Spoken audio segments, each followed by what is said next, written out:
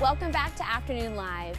Our next guest found that using hip-hop culture to engage kids can help provide social emotional learning. Here to share more, we welcome educator and founder of We Do It for the Culture, Jamila Sams. Thank you so much for coming in today. Thanks for having me, It's Hannah. great to meet you. Tell me about too. We Do It for the Culture and the curriculum. It's really cool. Thank you. We Do It for the Culture is a culturally responsive social emotional learning curriculum that's rooted in hip hop culture for grades 6 through 12. And so we anchor the art of storytelling, which is really the foundation of hip hop culture. Yeah, it really is. And tell me more about just the aspect of social emotional learning. I think a lot of us parents are adding that to our vocabulary now. Yeah, I'm so glad that so many parents are becoming more aware of it. It's the art of understanding our emotions, naming our emotions, and then leveraging our emotions for personal change in addition to how we show up in communities and in society. So how do you navigate hip hop kind of intertwining with that? How does that help you connect to the kids? So hip hop culture is universal. It's the #1 genre in the world. There's probably nowhere on this planet you can go where hip hop has not had some level of impact.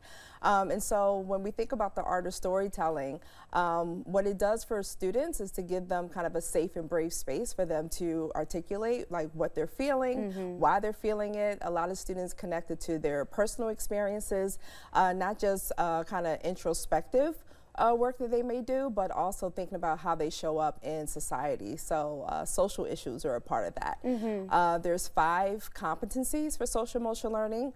Self-awareness is really the foundation. Then you have self-management. How do we manage our emotions? Social awareness, kind of what's happening around me. Then you have relationship skills and responsible decision making. Gosh, there's a lot to cover there. There is a lot to cover. You're right, hip hop is such a great avenue. When you think about the storytelling and how impactful it is in all parts of our life, we don't realize even some things that my 7-year-old comes home and says, like the slang he picks up at school. I'm like, if you connect the dots, it all goes back to hip hop music, really, a lot of things. Yeah, it's infectious. Like it's everywhere. It's now even in your commercials, right? Exactly. And so to give students that opportunity to express themselves, it's not just about the lyrics. There's so much more to the culture. It's about being innovative. It's about building community. It's about raising awareness about different social issues.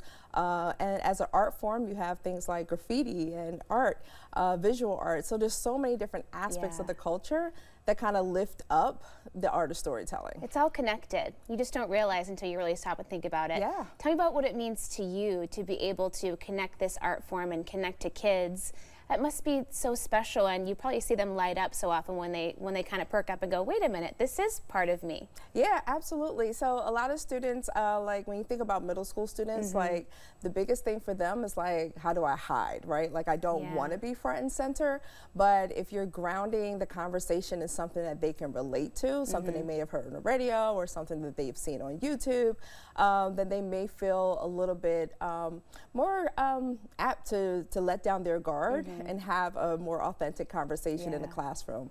And what teachers are finding is that having these conversations grounded in familiar scenarios and experiences allows students to really open up and build that relationship, not just their peers, but their teachers as well. Simple common ground that you can get started with and then kind of build the foundation from there. Absolutely. How did you get started? What inspired you to kind of build this curriculum in the first place? So I'm an educator, over 25 years of experience teaching every grade level from the little ones all the way up to young adults.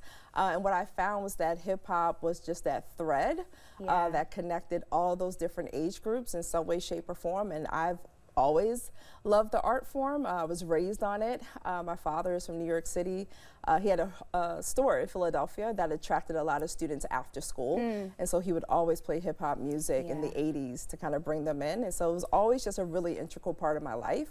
And so I just wanted to bring that aspect to the classroom to build relationships with students. What a special legacy for you and your family. Thanks. And we've been celebrating 50 years of hip hop. Tell me what that means, and for you to be doing this work right now, it just must be all that much more special.